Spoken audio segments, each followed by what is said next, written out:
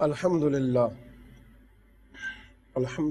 رب العالمین والعاقبۃ للمتقین والصلاة والسلام علی سید الانبیاء والمرسلین وعلی آلہ واصحابہ اجمعین اما بعد اعوذ باللہ من الشیطان الرجیم بسم اللہ الرحمن الرحیم انا انزلناہ فی لیلۃ القدر لیلۃ القدر خیر من الف شہر صدق اللہ العظیم وصدق رسولہ النبی الکریم ان اللہ وملائکتہ یصلون علی النبی یا ایہا الذین آمنوا صلوا علیہ وسلموا تسلیما الصلاۃ والسلام علیک یا سیدی یا رسول اللہ وعلی آلک واصحابک یا سیدی یا حبیب اللہ الصلاۃ والسلام علیک یا سیدی یا نبی اللہ وعلی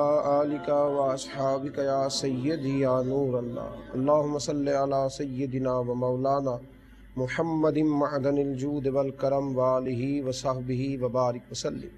حمد و صلاۃ کے بعد کچھ چیزیں ایسی ہیں جن کی اہمیت اللہ تبارک و تعالیٰ کی نظر میں بھی بہت زیادہ ہے۔ کچھ راتیں، کچھ باتیں، کچھ مواقع ایسے ہیں جن کی اہمیت میرے رسول کریم صلی اللہ علیہ وسلم کی نظر مبارک میں بھی بہت ہی زیادہ ہے۔ تو جب ان چیزوں کی اہمیت اللہ رسول کی نظر میں بہت زیادہ ہے تو بندہ مومن کی نظر میں بھی بہت ہی زیادہ ہونی چاہیے۔ نبی کریم صلی اللہ علیہ وسلم کے صحابہ کرام حضور علیہ السلام کی خدمت عالی مرتبت میں بیٹھا کرتے تھے، تو حضور علیہ السلام پرانی امتوں کی کچھ باتیں اپنے غلاموں کو ارشاد فرمایا کرتے۔ حضور علیہ السلام فرمایا کرتے کہ ان لوگوں کی عمریں ہزاروں سال ہوئی۔ پرانی امتوں کے لوگوں نے ہزاروں سال سجدے کیے، ہزاروں سال عبادتیں کی، ہزاروں سال اپنے رب کریم کی بارگاہ میں حاضر رہے، جہاد کیے، روزے رکھے۔ تو صحابہ کرام علیہم رضوان پریشان ہو گئے، عرض کی یا رسول اللہ صلی اللہ علیہ وسلم، وہ ہزاروں سال عبادت کرنے والے، ہزاروں سال صدقات دینے والے، ہزاروں سال نوافل پڑھنے والے، وہ لوگ ہزاروں سالوں تک جہاد کرنے والے، اور ہمارا حال یہ ہے کہ ہماری عمریں 60 سال 70 سال۔ تو یا رسول اللہ صلی اللہ تعالی علیہ وسلم، ہم تو ان سے پیچھے رہ گئے، عمل میں کمزور رہ گئے، عمل میں تعداد میں وہ ہم سے آگے نکل گئے۔ تو اللہ تبارک و تعالیٰ کے محبوب خاموش ہوئے تو اللہ تبارک و تعالیٰ نے سورہ قدر نازل فرمائی۔ سورہ قدر، آپ اندازہ کیجئے نا کہ یک مشتی کسی شخص کا مال پڑا پڑا ہی 1 روپیہ پڑا پڑا ہی 1000 بن جائے، یعنی پڑے پڑے ہی اس کے پاس 1 تولہ سونا پڑا تھا تو پڑا پڑا ہی وہ 1000 تولہ ہو گیا، یعنی ایک اس کے گھر کے اندر جانور تھا قیمتی اور پھر وہ جانور 1000 ہو گئے ایسے پڑے پڑے ہی۔ آپ اندازہ کر سکتے اس بندے کی خوشی کا کیا حال ہوگا۔ اللہ کریم نے فرمایا انا انزلناہ فی لیلۃ القدر، بے شک ہم نے اس قرآن کو لیلۃ القدر میں نازل کیا۔ ذرا انداز گفتگو دیکھیے میرے مالک کا کتنا حسین ہے۔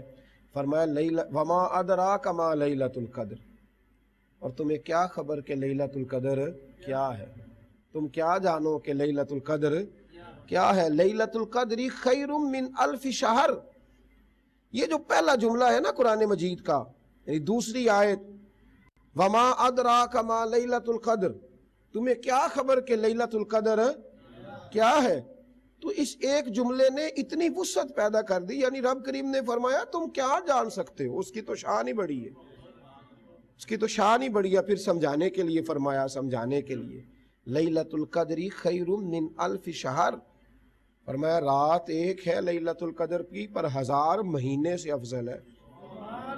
1000 راتوں سے نہیں، 1000 مہینوں سے افضل ہے۔ راتوں کا شمار کرتے رہنا کتنی بنتی ہیں، رات ایک ہی ہے پر ہے 1000 مہینے سے افضل۔ تتنزل الملائکۃ والروح، اس میں فرشتے بھی اترتے ہیں اور حضرت جبریل بھی اترتے ہیں۔ کب اترتے ہیں؟ فیہا، اسی رات میں اترتے ہیں، بِإِذْنِ رَبِّهِمْ، اور اپنے آپ نہیں آتے، اللہ انہیں بھیجتا ہے۔ اپنے آپ نہیں آتے، اللہ بھیجتا ہے، من کل امر، ہر کام کے لیے آتے۔ روزی بھی بانٹتے ہیں وہ اللہ کے حکم سے، انسانوں کو اگلے سال کیا ملنا ہے وہ بھی سارا بانٹتے ہیں، وہ اللہ کا فضل لوگوں میں تقسیم کرتے ہیں۔ اور کوئی یہ نہ کہہ دے کہ پتہ نہیں وہ جو بانٹتے تھے وہ کیا تھا، تو فرمایا سلامن، جو بھی بانٹتے ہیں سلامتی والا ہی بانٹتے ہیں، اور رات سلامتی والی ہے۔ کب تک؟ ہیا حتی مطلع الفجر، وہ فجر تک سلامتی والی رات ہے، فجر تک۔ رات ایک ہے، خیر من الف شہر، لیکن ہے 1000 مہینے سے افضل۔ نبی کریم صلی اللہ تعالی علیہ وآلہ وسلم نے ارشاد فرمایا، جس نے شب قدر کی ایک رات میں ایمان اور احتساب کی نیت سے عبادت کی، اللہ اس کے پچھلے سارے گناہ معاف فرما دے گا۔ غفر لہ ما تقدم من ذنب، کے لفظ ہے حدیث میں، اس کے پچھلے سارے گناہ معاف کر دیے جائیں گے، اسے بخش دیا جائے گا۔ ایک رات، یہ جو ایک رات ہے شب قدر کی، یہ کب آتی ہے؟ تو میرے نبی کریم علیہ السلام نے نا رمضان المبارک میں پہلے 10 دن کا اعتکاف کیا، پھر دوسرے 10 دن کا، پھر تیسرے عشرے کا اعتکاف کیا، تو حضور خیمے سے منہ مبارک باہر نکال کر فرمانے لگے، ہم نے پہلے 10 دن کا اعتکاف کیا تھا، پھر بتایا گیا کہ شب قدر بیچ والے 10 دنوں میں، تو پھر ہم نے درمیان والے 10 دنوں کا اعتکاف کیا، تو پھر سمجھ آئی کہ نہیں، شب قدر تو آخری 10 دنوں میں۔ اللہ کرے امت کو اس بات کی سمجھ آئے کہ وہ رات کتنی عظیم ہے، کہ جس کے استقبال کے لیے میرے رسول نے مسجد میں خیمہ ہی لگا لیا ہے، حضور نے خیمہ ہی لگا لیا ہے۔ یعنی آپ سمجھیں، ہمیں تو شب قدر سے اس لیے پیار ہے کہ اس رات سے میرے مصطفیٰ نے بڑا پیار کیا ہے، میرے کریم نے۔ وما ادراک ما لیلۃ القدر، تمہیں کیا پتا کہ شب قدر کیا ہے، تم کیا جانو کہ وہ رات کیا ہے، کہ جس رات کے استقبال کے لیے مدینے کے چاند نے، امام الانبیاء نے، اللہ کے حبیب نے خیمہ ہی لگا لیا ہے، اور حضور خیمہ لگا کر کے بیٹھ گئے اس رات کے استقبال کے لیے۔ قربان جائے حضرت سیدہ طیبہ طاہرہ حضرت عائشہ صدیقہ فرماتی ہیں، حضور ہمیشہ اعتکاف کرتے تھے۔ یہ اعتکاف ایک نعمت ہے، اسلام میں رہبانیت نہیں، لیکن یہ ضرور اسلام کہتا ہے کہ کبھی کبھی ساری دنیا سے کٹ کے نہ اپنے رب سے جڑ جا، کبھی کبھی کٹ کے۔ حضور غار حرا میں رہا کرتے تھے، میرے محبوب کبھی کبھی مدینے میں ایک غار سجدہ ہے وہاں بھی چلے جایا کرتے ہیں۔ رسول کریم علیہ السلام تھوڑا سا نا، حضرت عائشہ کہتی ہیں ہر سال، اور یہ بھی سمجھ لیں کہ میرے کریم محبوب علیہ السلام کی زندگی مصروف ترین زندگی ہے، مصروف ترین۔ 23 سالوں میں کائنات کا سب سے بڑا انقلاب میرے حبیب علیہ السلام نے برپا کیا ہے، اور اس کے باوجود ہر سال اعتکاف کرتے۔ ایک سال بعض وجوہات کی بنیاد پر حضور نے اعتکاف نہ فرمایا، تو اگلے سال میرے نبی پاک نے 20 دن کا اعتکاف فرمایا۔ اس شب قدر کے لیے نبی پاک علیہ السلام جد و جہد کرتے، اعتکاف کرتے، 10 دن مسجد میں مقیم رہتے۔ جب لوگ اعتکاف کرتے ہیں نا مسجد میں آخری 10 دنوں کا، تو اس کا اجر کیا ہے؟ تو میرے حبیب کریم علیہ السلام نے فرمایا، جو اللہ کی رضا کے لیے رمضان کے آخری عشرے کا اعتکاف کرے گا، اللہ اسے 2 حج اور 2 عمرے کا ثواب عطا فرمائے گا۔ معتکف ہونا، بیٹھ جانا بس رب کریم کی رضا کے لیے، اس کے گھر میں بستر لگا لینا، اسی کے لیے بیٹھنا، بس وہ آ جانا۔ ہم سے فقیر بھی اب پھیری کوٹتے ہوں گے، ہم نے غنی کے در پر بستر لگا دیے، بس بیٹھ گئے، اس کے دربار آ کے بیٹھ گئے، اس کی بارگاہ ناز میں بیٹھ گئے۔ اور حضور صلی اللہ علیہ وسلم ہمیشہ اعتکاف کرتے۔ حضرت عائشہ صدیقہ رضی اللہ تعالیٰ عنہ فرماتی ہیں، میں نے نبی پاک علیہ السلام کو اس قدر مشقت فرماتے کبھی نہیں دیکھا۔ حدیث میں لفظ ہے یجتہدو، جد و جہد کرتے، یعنی نبی پاک علیہ السلام مشقت فرماتے، اتنی مشقت کرتے میں نے نبی پاک کو کبھی نہیں دیکھا جتنی نبی پاک رمضان کے آخری 10 دنوں میں فرمایا کرتے۔ حضور مشقت کرتے، کس کام میں؟ عبادت میں، اللہ کی بارگاہ میں جھکنے میں، سجدوں میں۔ اور حضرت عائشہ صدیقہ رضی اللہ تعالیٰ عنہ فرماتی ہیں، نفل کے لیے حضور کبھی کسی کو جگایا نہیں کرتے تھے، نفل نماز کے لیے ویسے بھی کسی کو مجبور کرنا منع ہے، لیکن جب رمضان کے آخری دن آتے تو حضور ہمیں جگاتے، فرماتے اٹھو، یہ رمضان کی آخری طاق راتیں ہیں، یہ سونے کا وقت نہیں، یہ رب کریم سے خیرات لینے کا وقت ہے۔ دیکھیں نا باہر خیرات بانٹ رہی ہو، ہیرے جواہرات اور موتی، اور کچھ لینے والے سوئے ہوئے ہوں تو سونے والے کو تھوڑا ملے گا؟ ہاتھ پھیلانا پڑے گا، کشکول پکڑنا پڑے گا، لائن میں لگنا پڑے گا۔ تو محبوب نے ہمیں بتلایا ہے کہ یہ رمضان ہے، خیرات تو بٹے گی پر تم سوئے رہے۔ کچھ لوگ رمضان المبارک میں سوئے رہتے ہیں، ضرورت سے زیادہ سوتے ہیں، تو اٹھیں جاگیں، رمضان المبارک کی ان 10 راتوں میں، آخری 10 دنوں میں زیادہ مشقت کریں، کوشش فرمائیں، ہمت کریں، کوشش کریں کہ یہ طاق راتیں ہیں رمضان کی، کم از کم طاق راتوں میں تو مصلی آباد ہو جائے، کم از کم طاق راتوں میں تو آنسو بہہ جائے، کم از کم آخری طاق راتوں میں تو آنسو غسل کرے، کم از کم ہمارا دل صاف ہو جائے، کچھ تو ایسا ہو رمضان المبارک کے آخری 10 دنوں میں کہ برکت نصیب ہو جائے، اللہ کا کرم نصیب ہو جائے۔ میرے نبی کریم علیہ السلام جب شوق کے ساتھ، ذوق کے ساتھ شب قدر کے فضائل بیان کرتے نا، حضرت عائشہ صدیقہ رضی اللہ تعالیٰ عنہ عرض کرنے لگی، حضور اگر وہ رات مجھے مل جائے، وہ رات اگر مجھے مل جائے تو میں کیا پڑھوں اس میں؟ تو محبوب نے فرمایا تم نے دعا پڑھنی ہے، اللہم انک عفو تحب العفو فاعف عنی۔ اس دن کہنا کہ اے اللہ بے شک تو معاف کرنے والا ہے، تو معاف کرنے کو پسند کرتا ہے، کہنا فاعف عنا، یا اللہ ہمیں معاف کر دے، ہم نے بڑی غلطیاں کی، بڑی جگہوں پہ بھول گئے، بڑی جگہ پہ قصدن اور عمدن خطائیں کی، تو اس دن کہنا فاعف عنا، اللہ تو معاف کرنے والا ہے، تحب العفو، اور تیری پسند ہے معاف کرنا، یہ تیری چاہت ہے، تو فاعف عنا، اے اللہ ہمیں معاف فرما، ہم سے درگزر فرما۔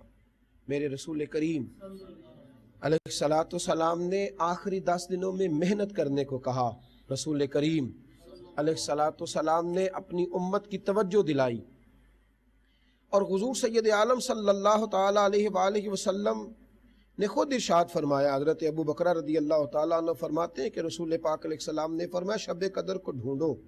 یا رسول اللہ کب؟ فرمایا جب 9 دن باقی رہ جائیں، جب رمضان مبارک کے 9 دن باقی رہ جائیں، یا 7 دن باقی رہ جائیں، یا 5 دن باقی رہ جائیں، یا 3 یا آخری رات، ان راتوں میں تلاش کرو، یعنی طاق راتیں جو ہے نا، 21ویں 23ویں شب، 25ویں شب، پھر 27ویں شب، پھر 29ویں شب، ان راتوں میں تلاش کرو شب قدر کو۔ کیسے تلاش کرو؟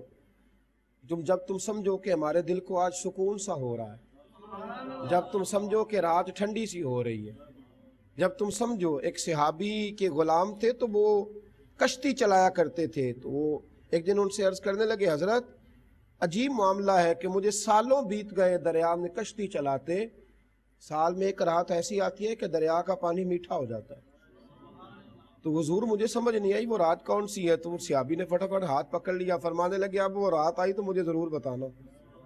کہا حضور کون سی رات ہے؟ فرمایا یہی تو وہ رات ہے لیلۃ القدر خیر من الف شہر، جو رات ایک ہے پر 1000 مہینے سے بہتر ہے، مجھے ضرور بتانا، مجھے بتلانا، میں اس رات اپنے رب کو مناؤں گا، مجھے خبر کرنا، میں اس کی بارگاہ میں جھکوں گا، میں عرض حال کروں گا۔ ہمارے ڈھیر سارے بزرگوں نے یہی لکھا ہے کہ وہ 27ویں شب کو ہوتی، لیکن کسی نے بھی طے نہیں کر دیا کہ یہی ہوگی، اسے تلاش کریں۔ شب قدر آخری عشرے میں ہے، اس کے لیے محنت کریں، اس کے لیے جد و جہد کریں۔ میرے رسول کریم علیہ السلام کے صحابہ کو اس کا بڑا تجسس رہتا، بڑا حضور کے صحابہ اس پر گمان کرتے، شوق پیدا کرتے، اور سال ہاں سال سے لوگ اعتکاف میں بیٹھتے۔ جناب عائشہ صدیقہ فرماتی ہیں پہلے حضور بیٹھتے تھے، پھر نبی کریم علیہ السلام کی ازواج مطہرات بھی اعتکاف میں بیٹھتی تھی، وہ بھی مسلسل رمضان المبارک کے آخری 10 دن اعتکاف کرتی، صوفیاء کرتے، علماء کرتے، محدثین کرتے۔ آج بھی لاکھوں کی تعداد میں امت اعتکاف کرتی ہے، اور اب کی بارگاہ میں عرض کرتی ہے یا اللہ ہمیں وہ شان والی رات عطا فرما، تاکہ اس ایک رات کا قیام ہزاروں مہینوں کی عبادتوں کا ہمیں درجہ بھی دے جائے۔ اور میں تو کہا کرتا ہوں کہ اس رات کی عظمت اپنی جگہ، اس کی فضیلت اپنی جگہ، ہم تو ہیں لکیر کے فقیر لوگ، ہم تو ان رستوں کو تلاش کرتے ہیں جن رستوں میں مصطفیٰ کریم کے قدم لگے ہوئے ہیں۔ ہم تو بس ہم نے نہ کبھی قطرے پہ غور کیا اور نہ دریا دیکھا، بس جہاں تیری جھلک دیکھی وہیں ڈوب گئے ان رستوں کو۔ کتنا عظیم ہے وہ لمحہ جس لمحے کے لیے میرے نبی نے خیمہ لگایا ہے، اور میرے رسول تشریف فرما ہے۔ ایک تابعی بزرگ تھے، تو وہ کہتے ہیں کہ جب وہ حضرت عبداللہ ابن عباس رضی اللہ تعالیٰ عنہ کہتے ہیں کہ جب وہ مدینے آیا کرتے نا تو مجھ سے فرمایا کرتے مجھے وہ والی جگہ دکھاؤ جہاں میرے نبی اعتکاف کرتے تھے۔ تو کہتے ہیں پھر میں وہ جگہ دکھاتا تو وہ دیکھ دیکھ کے روتے، گویا وہ محسوس کرتے یہ کتنی نصیبوں والی جگہ تھی جہاں پورے 10 دن میرے رسول پاک تشریف فرما رہا کرتے۔ حضور نے ان جگہوں کو نوازا۔ رمضان المبارک کی آخری 10 دنوں میں اپنی مصروفیات کو ختم کریں۔ میں عرض کرتا رہتا ہوں کہ کوشش کریں جتنے کام ہیں نا رمضان المبارک کے کرنے کے وہ رمضان سے پہلے کریں، اور رمضان المبارک کے ایام زیادہ سے زیادہ مسجدوں میں گزریں۔ کوشش فرمائیں، اگرچہ اعتکاف سنت مؤکدہ علی الکفایہ ہے، کچھ لوگ بھی کر لیں گے تو سب کی طرف سے ادا ہو جائے گا، لیکن صوفیاء فرماتے ہیں کوشش کرو زندگی میں ایک دفعہ تو اعتکاف ہو ہی جائے۔ خواتین گھروں میں اعتکاف بیٹھیں، مرد مساجد میں اعتکاف بیٹھیں، اور اس بات کا بھی ضرور خیال فرمائیں کہ اعتکاف بیٹھنا اللہ کی رضا کے لیے، اعتکاف بیٹھنا اس کو راضی کرنے کے لیے، اعتکاف بیٹھنا قرآن پاک کی تلاوت کے لیے، درود پاک کے لیے، وظائف کے لیے، استغفار کے لیے۔ تو دنیا سے تھوڑا رابطہ کم رکھیں۔ ایک ہوتا ہے شریعت کا حکم، ایک ہوتا ہے شریعت کا مزاج۔ حکم شریعت کا یہی ہے کہ آپ باہر سے بات چیت کر سکتے ہیں، آپ آنے جانے والے کے ساتھ گفتگو کر سکتے ہیں، شریعت میں اجازت تو ہے، پر مزاج شریعت تو یہی ہے نا کہ آپ اللہ کی رضا کے لیے بیٹھیں۔ تو اگر آپ کو لوگوں سے کلام ہی کرنا تھا، وہ ساری باتیں کرنی تھی، تو پھر آپ وقت نکال کر کے یہاں آئے ہیں تو یہاں تو آپ اللہ کی عبادت کے لیے آئے۔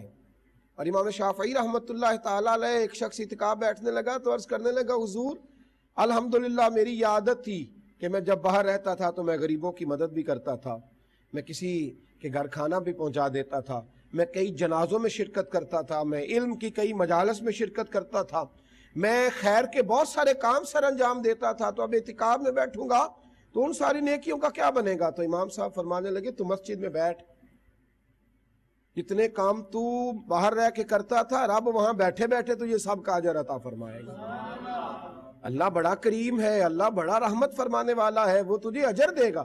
رمضان مبارک کے آخری 10 دنوں میں ساری مصروفیات چھوڑ دیں، سارے کام کاج ختم کریں، اور کوشش کریں مسجد میں وقت دینے کی، مسجد میں بیٹھنے کی، اعتکاف کرنے کی اللہ کی بارگاہ میں۔ اور جو لوگ نہ بھی آ سکیں مستقل 10 دنوں میں، وہ کوشش کریں کہ جب موقع ملے وہ آ کے مسجد میں بیٹھ جائیں۔ اعتکاف تو 1 منٹ کا بھی ہوتا ہے نا، آپ مسجد میں گئے تو اعتکاف کی نیت کر لی، اعتکاف شروع ہو گیا، باہر آئے تو اعتکاف ختم ہو گیا۔